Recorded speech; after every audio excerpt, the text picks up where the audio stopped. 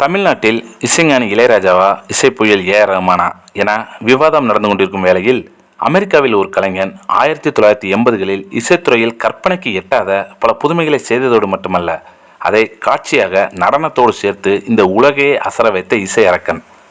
1982ஆம் ஆண்டு வெளிவந்த த்ரில்லர் என்னும் பாடலில் அப்போதே மல்டி டிராக் ரெக்கார்டிங் முறையில் தன் குரலை தனித்தனியாக பதிவு செய்து அதையே கோரஸாக மாற்றினார்.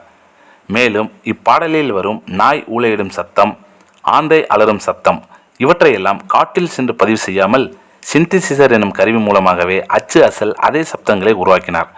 உண்மையாகவே இது செயற்கையாக உருவாக்கப்பட்ட சப்தம்தானா என்று சந்தேகம் கொள்ளும் அளவிற்கு 40 வருடங்களுக்கு முன்பே பதிவு செய்தது பக்காவான ஜீனியஸ் மைண்டு.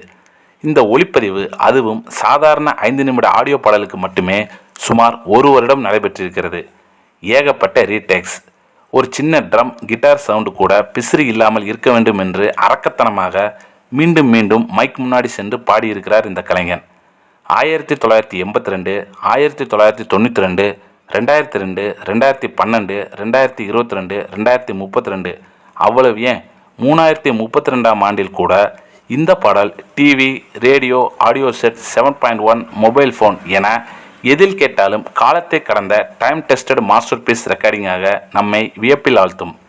இந்த பாடலில் அந்த நடன கலைஞன் போட்ட ஆட்டம் அதுவரை எந்த கருப்பின கலைஞனின் பாடலையும் ஒளிபரப்பாத எம்டிவியை மீண்டும் மீண்டும் ஒளிபரப்பச் செய்தது.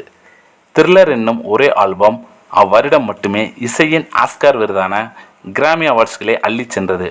1 அல்ல 2 அல்ல, மொத்தமாக 8.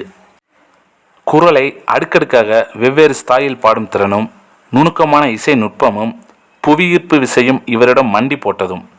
ஒரு படைப்பு என்பது கண்டங்கள் கடந்தும் உலகையே ஆட்டுவிக்க வேண்டும். காலம் கடந்தும் அந்த படைப்பு பேசப்பட வேண்டும் என இந்த பிறவி ஜீனியஸ் நினைத்ததால் தான் கிங் ஆஃப் பாப் என்ற பட்டம் இவரை தேடிச் சென்றது. அவர்தான் Michael Jackson. Legends never tie.